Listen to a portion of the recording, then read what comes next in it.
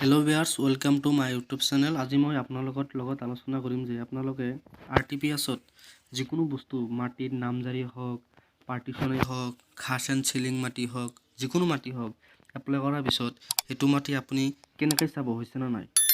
তো ইয়াৰ বাবে Chrome ব্ৰাউজাৰটো open কৰি ল'ব।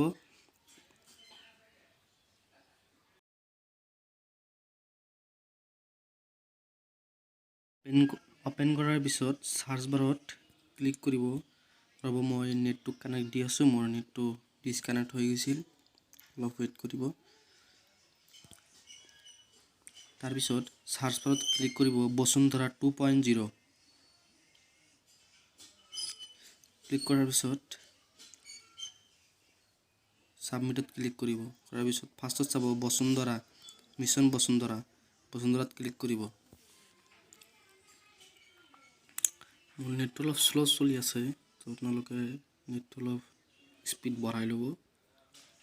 কৰাৰ পিছত চাব এনেকুৱা ধৰণত মেইন ইণ্টাৰফেচ আহিব।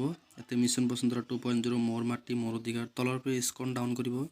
ডাউন কৰাৰ পিছত এই চাব ট্ৰেক এপ্লিকেশ্যন ষ্টেটাছ, এতে ক্লিক কৰিব।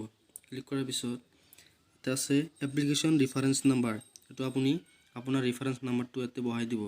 ফাৰ্ষ্টত এনেকুৱা ধৰণত থাকিব RTPS OP, তাৰপিছত যিটো চনত এপ্লাই কৰিছে চন থাকিব, তাৰপিছত নাম্বাৰ থাকিব।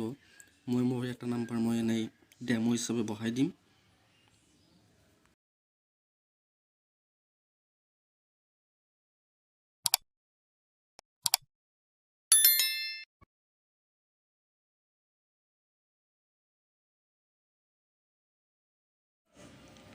তো বহাই দিব।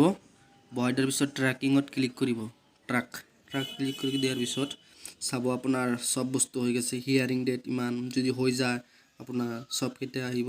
তাৰ পিছত আপুনি কেনেকৈ নতুনকৈ জবাববন্দী এটা ডাউনলোড কৰিব পৰৱৰ্তী ভিডিঅ'ত মই আপোনালোকক জনাই দিম। তো ভিডিঅ'টো এইখিনি আছিলে। যদি ভিডিঅ'টো ভাল লাগে লাইক কৰিব, শ্বেয়াৰ কৰিব আৰু চেনেলটো সাবস্ক্ৰাইব কৰিব নাপাহৰিব। ধন্যবাদ।